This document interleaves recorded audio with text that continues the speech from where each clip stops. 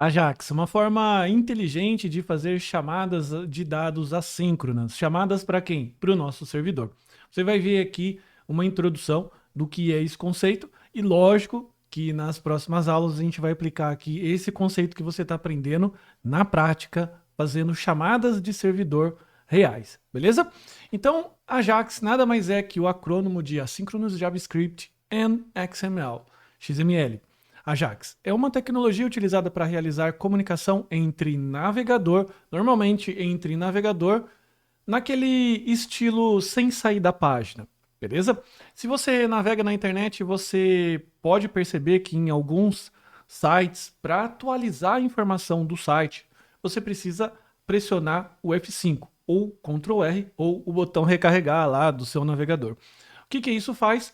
Faz o navegador realizar uma nova chamada para o servidor e trazer os dados atualizados.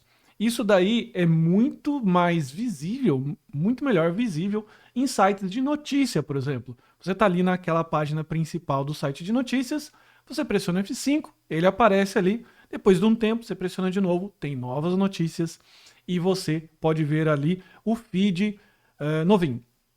Mas e se fosse possível a gente atualizar somente o feed de notícias desse site, por exemplo, sem sair dele, sem solicitar para o usuário a necessidade de recarregar a página, que não é um processo leve, podemos dizer assim, sem falar que prejudica bastante a usabilidade, beleza?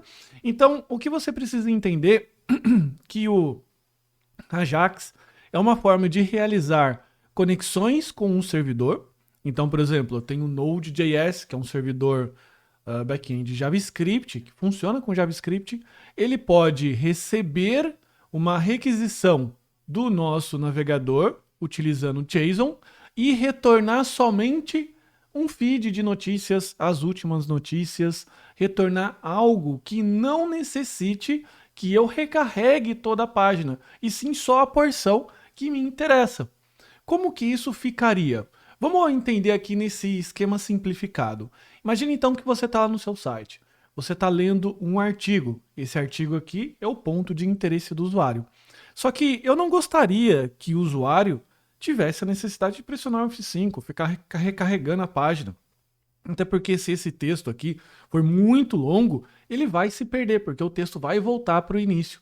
E eu gostaria que ele continuasse navegando no meu site, por quê? Porque eu quero trazer notícias fresquinhas para esse usuário. Então, como que a gente pode fazer?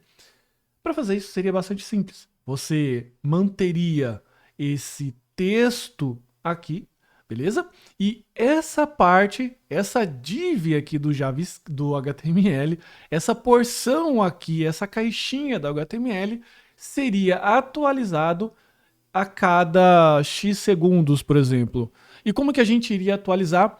Você iria com o JavaScript, com um pequeno script, fazer uma chamada Ajax para o nosso servidor, recuperar somente a informação que eu quero, ler essas informações do JSON e sobrescrever o DOM. Lembra que nas últimas aulas atrás, a gente aprendeu a criar elementos dinâmicos? Seria a mesma coisa. Eu poderia criar aqui, por exemplo, uma lista com todas as últimas notícias. Ou seja, eu posso utilizar o document create element. E daí a gente pode começar a criar coisas aqui sem ter essa necessidade de ficar atualizando a página, pressionando F5, criando uma experiência ruim de navegação. E, ainda por cima, no nosso caso aqui, nesse exemplo, mantendo o usuário ainda mais conectado, ainda mais interessado nas últimas notícias que estão aqui fresquinhas, beleza?